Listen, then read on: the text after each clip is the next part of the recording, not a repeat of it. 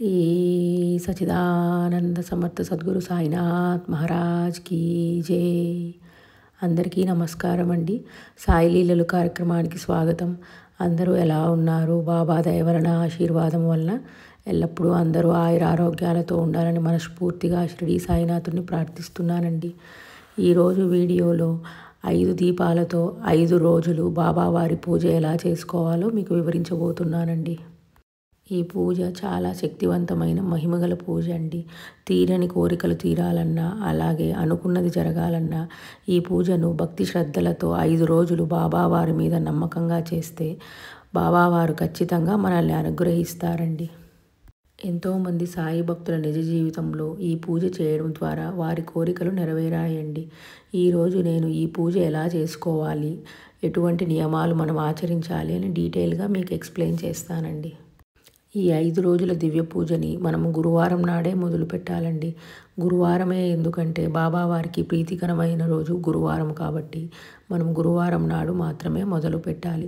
గురువారం నుంచి 5 రోజులు అంటే గురువారము, శుక్ర, శని, ఆది, సోమ ఈ 5 రోజులు మనము క్రమం తప్పకుండా చేసుకోవాలండి. మనము ఈ పూజను దేవుడి రూమ్లో అయినా చేసుకోవచ్చు, లేకపోతే పక్కన పీట వేసుకుని అయినా చేసుకోవచ్చండి. మనం గురువారం నాడు ఇల్లు వాకిలి అంతా శుభ్రం చేసుకొని తలంటి స్నానం చేసి దేవుడి రూమ్లో దీపం వెలిగించుకొని ఫస్ట్ వినాయకుడిని పూజించుకొని తర్వాత పూజను స్టార్ట్ చేయాలండి. ఈ పూజలో మనము దేవుడి రూమ్లో ఒక ఎల్లో కలర్ క్లాత్ని పరుచుకోవాలండి. అలాగే పీట మీద చేసుకునే వాళ్ళు ఎల్లో క్లాత్ని పీట మీద కూడా పరుచుకోవాలి. ఎల్లో క్లాత్ లేని వాళ్ళు ఎల్లో కలర్ బ్లౌజ్ అయినా యూస్ చేసుకోవచ్చండి. అది కూడా లేకపోతే యూస్ చేసుకున్నదైనా మనం పరిశుభ్రంగా ఒకసారి వాష్ చేసుకొని యూస్ చేసుకోవచ్చండి. పసుపు కలర్ క్లాత్ మీద మనము ఒక ప్లేట్ పెట్టుకోవాలి. అది రాగి ప్లేట్ అయినా, సిల్వర్ లేక స్టీల్, ఇత్తడి ప్లేట్ ఏదైనా ఉపయోగించుకోవచ్చండి. ఆ ప్లేట్లో మనము బాబావారి విగ్రహంను పెట్టుకోవాలి. ఈ పూజలో బాబావారి విగ్రహము మనం ఖచ్చితంగా పెట్టుకొని చేయాలండి. మనకు నవగురువార వ్రతము అలాగే సాయి దివ్య పూజలో బాబావారి విగ్రహం లేకపోయినా నార్మల్గా ఫోటోకి మనము పూజ చేసుకుంటామండి. కానీ ఈ పూజలో మాత్రము బాబావారి విగ్రహము కంపల్సరీగా మనము పెట్టుకొని బాబావారి విగ్రహానికే మనము అభిషేకం చేస్తామండి. కాబట్టి మనకు విగ్రహము కంపల్సరీగా యూజ్ చేయాలి. బాబావారి విగ్రహాన్ని గంధం మరియు కుంకుమతో అలంకరించి ప్లేట్లో పెట్టుకోవాలి. తరువాత బాబావారిని 5 పదార్థాలతో అభిషేకం చేస్తామండి. మనము పాలు, తేనె, చందనం, విభూది మరియు పెరుగు ఇలా 5 పదార్థాలతో బాబావారిని అభిషేకం చేసుకోవచ్చండి. అవి లేకపోతే గంధం కానీ, పసుపు లేక పూలు ఇలా ఏదైనా మన దగ్గర ఉన్న పదార్థాలతో బాబావారిని మనస్ఫూర్తిగా అభిషేకం చేసుకోవచ్చండి. బాబావారికి ఇష్టమైన పూలతో లేక తులసి ఆకులతో అయినా బాబావారిని అభిషేకం చేసుకోవచ్చు. ఇక అభిషేకం స్టార్ట్ చేసే ముందు మనము మన కోరికని బాబావారికి చెప్పుకోవాలి. మన సమస్య ఏంటి అని మన సంకల్పం చెప్పుకోవాలి. మన కోరికలు ఏదైనా జాబు, మ్యారేజెస్, ఆరోగ్యము, పిల్లల చదువులు ఏదైనా కోరిక ఉన్నా ఈ పూజను నిష్టగా భక్తితో 5 రోజులు బాబావారిని 5 దీపాలతో వెలిగించి పూజిస్తే ఖచ్చితంగా మన కోరికలను బాబావారు నెరవేరుస్తారండి. ఇక మొదట బాబావారిని పాలతో అభిషేకం చేయాలి. తరువాత మనము హారతి ఇవ్వాలి. ఆ తరువాత పెరుగుతో అభిషేకం చేయాలి. తరువాత హారతి ఇవ్వాలి. ఇలా ఒక పదార్థం తర్వాత ఒక పదార్థముతో బాబావారిని అభిషేకం చేయాలి. తరువాత హారతి ఇవ్వాలి. చివరిగా నీళ్ళతో అభిషేకం చేశాక బాబావారి విగ్రహాన్ని పొడిబట్ట తీసుకొని తుడిచి డ్రై చేసుకోవాలి. తరువాత గంధము, కుంకుమతో అలంకరించుకొని తిరిగి పసుపు బట్ట మీద పెట్టుకోవాలి. తరువాత పూలతో బాబావారిని అలంకరించాలి. ఇప్పుడు మనము 5 దీపాలు వెలిగించాలి. మన దగ్గర కొత్త ప్రమిదలు ఉంటే కొత్తవి యూస్ చేసుకోవచ్చండి. కొత్తవి లేకపోతే పాతవి ఉన్నా యూస్ చేసుకోవచ్చు. కాకపోతే ఒకసారి వాష్ చేసుకొని శుభ్రం చేసుకొని తర్వాత మనము దీపాలు వెలిగించాలి. మనందరికీ తెలుసు బాబావారికి దీపం వెలిగించడం అంటే ఎంతో ప్రీతి అని. దీపాలు మన ఇంట్లో వెలుగుతున్నంతసేపు మనకు ఇంట్లో నెగిటివ్ ఎనర్జీ ఉండదండి. అలాగే బాబావారు మనకు అంతా మంచే చేస్తారు. తరువాత ధూపం వేయాలి. మొదట వినాయకుడిని స్మరించుకొని తిరిగి బాబావారికి మన సంకల్పం చెప్పుకోవాలి. మన మనసులో ఉన్న కోరికను బాబావారికి తెలియజేసుకొని తరువాత మనము బాబావారి అష్టోత్తరముతో పూజ స్టార్ట్ చేయాలి. ప్రతి నామము చదువుతూ బాబావారి విగ్రహం మీద పువ్వు లేక పూల రెక్కలు వేయచ్చండి. ఇలా బాబావారి విగ్రహం మీద పూలు వేస్తూ అష్టోత్తరములు చదువుకున్నచో మంచి ఫలితం ఉంటుందండి. నైవేద్యంగా కిచిడి, పాయసము, కేసరి లేక చపాతి ఇలా ఏదైనా బాబావారికి సమర్పించుకోవచ్చండి. నైవేద్యము బాబావారికి ప్రేమగా తినిపించి అలాగే గ్లాసులో వాటర్ కూడా పెట్టుకోవచ్చండి. బాబావారికి నైవేద్యంతో పాటు నీళ్లు కూడా సమర్పించినట్లు అవుతుంది.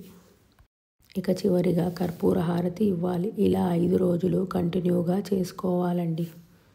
లేడీస్కి పీరియడ్స్ వచ్చినట్లయితే పీరియడ్స్ అయ్యాక నీట్గా ఇల్లంతా శుభ్రం చేసుకొని ఒక గురువారం రోజు నాడు పూజ స్టార్ట్ చేసుకోవచ్చండి.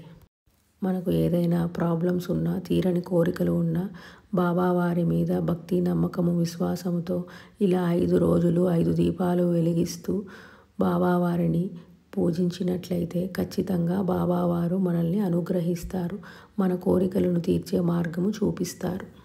ఇక ఈ పూజ స్టార్ట్ చేసేటప్పుడు మనము ఏమేమి నియమాలు పాటించాలి అని వివరిస్తానండి. పూజ ఖచ్చితంగా మనము గురువారం నాడే మొదలు పెట్టాలి. గురువారం నాడు మొదలుపెట్టి కంటిన్యూగా 5 డేస్ చేయాలి. మధ్యలో బ్రేక్ ఇవ్వకూడదండి. అంటే గురు, శుక్ర, శని, ఆది, సోమవారం నాడు మన పూజ అయిపోతుందండి. అలాగే ఇంకొక నియమం ఏంటంటే మనము మొదటి రోజు అంటే గురువారం నాడు పూజ ఏ టైంకి చేస్తే మిగిలిన రోజులు కూడా అదే టైంకి ఇంచుమించుగా చేయాలండి. అంటే గురువారం నాడు మార్నింగ్ మొదలు పెడితే తర్వాత మిగిలిన రోజులు కూడా మార్నింగే చేయాలి. అలాగే ఈవినింగ్ మొదలు పెట్టినట్లయితే మిగిలిన రోజులు కూడా అదే టైంలో ఇంచుమించుగా మనము పూజ చేసుకోవాలండి. ఇక 3వ నియమం అండి, ఈ పూజ చేసే 5 రోజులు మనము నాన్ వెజ్ తినకూడదండి. చాలామంది బాబానే నాన్ వెజ్ పెట్టారు కదా, మనం కూడా తినచ్చు అని అడుగుతూ ఉంటారు.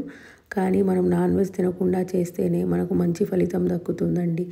ఎందుకంటే మనము ఎంతో భక్తి శ్రద్ధలతో మన కోరిక నెరవేరాలని మనము ఈ పూజను చేస్తున్నాము. కాబట్టి నాన్ వెజ్ తినకుండా ఉండడం మంచిదండి. అలాగే ఈ 5 రోజులు దాంపత్య జీవితం కూడా దూరంగా ఉండాలి.